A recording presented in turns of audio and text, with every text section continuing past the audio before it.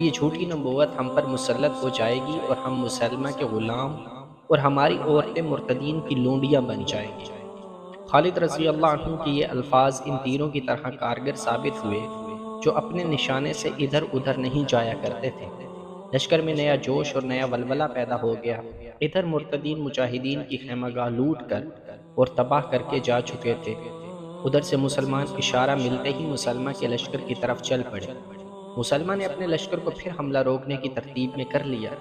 جب مجاہدین اسلام کا لشکر مقابلے میں پہنچا تو انصار سے ایک سردار ثابت بن قیس گھوڑے کو ایڑ لگا کر لشکر کے سامنے آ گئے۔